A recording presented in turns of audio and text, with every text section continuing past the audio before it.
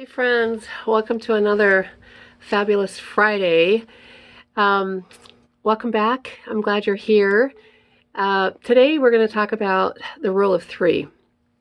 We've been talking a lot about this in the classroom as we're training new teachers this week, and as we have the new 4 and 5-year-olds in the lab school come back. But we've been talking a lot about the rule of three, and it comes back to speaking their language again, right? Speaking the language of children. But the rule of three is always to state the expectation first, right? That's the first thing we're going to do is what is the expectation? What does the child need to be doing? So making sure that we're stating it in that positive effect, not what they shouldn't be doing, but what they should be doing, right? So for example, if the children are at the carpet, then I'm saying to them, okay, everybody needs to be sitting flat on their pockets and need to be looking at me, right, so that everybody around you can see, the people behind you can see, and so that you can know what's going on, right? So I've stated the expectation. If there's children that aren't doing the expectation, then you can say to them again, all right, remember the expectations. We're supposed to be sitting at the carpet and your eyes are supposed to be looking at me. And if you can't do that, then you can make another choice to move, right? So the consequence then is the rule of two, right? So we state the expectation again with the consequence tied to it so that they understand that reminder. It really is true that children need, we say, I've told you 1,000 times. There's research that tells us that sometimes children, until they are developed, need 2,000 reminders. That kind of blows my mind. But sometimes I hear myself saying it, I think 2,000 times. So be able to state the expectation, and then it's a reminder, right? They're not just being poops just because they want to be that way. They're being poops because there's so many things going on inside their brain. So we have to help kind of focus them again, right? So the first one is state the expectation. The second one is giving them a reminder, so stating that expectation again, but you tack on the consequence, right? So if you can't do this, then you'll have to move to another seat. If you can't stay in the cart, if you can't stay by mommy at the grocery store, then you're going to have to come sit in the cart, right? So they need to know what that consequence is so that in their brain, they're starting to self-regulate. Oh, so this is what I need to be doing, and if I don't do this, then I have to go do something else.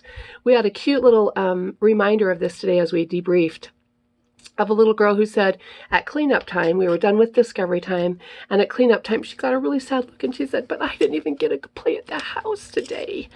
And we didn't really have to use the rule of three, but I reminded her, I said, yes, but you got to play in the library today and you got to look at your happy book. And so when we choose to do the library and the happy book, now it's over and we don't get to go over to the house. But I said, guess what? You can do that again when you come back tomorrow, right? And all of a sudden she was totally fine, right? So just reminding them, yes, you did get to do this because you chose this, but you didn't get to do this, right? So helping them navigate that. So going back, the first thing is state the expectation, right? State the expectation with the consequence, and this is the hardest one, it's the follow through. So being able to recognize, okay, I'm not going to be permissive.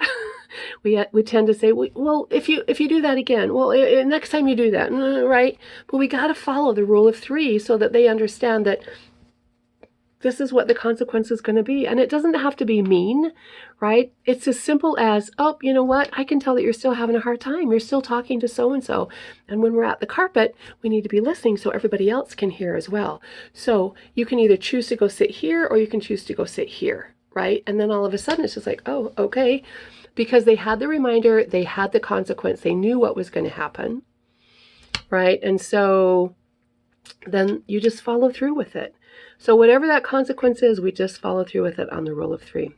So I'm going to do a new a channel, folks. And so it's Just Keep Parenting. So if you can go to Just Keep Parenting on Instagram, it's there. We're going to make a Just Keep Parenting YouTube channel as well. I really wanted to do Just Keep Swimming, but Just Keep Swimming was already taken. So we'll do Just Keep Parenting. And we're in the process of doing that, but it's up and ready to go on Instagram. So you can follow me at Just Keep Parenting. And then I'll let you know when everything is updated, but we're going to continue to do this on Friday while we're getting it all navigated.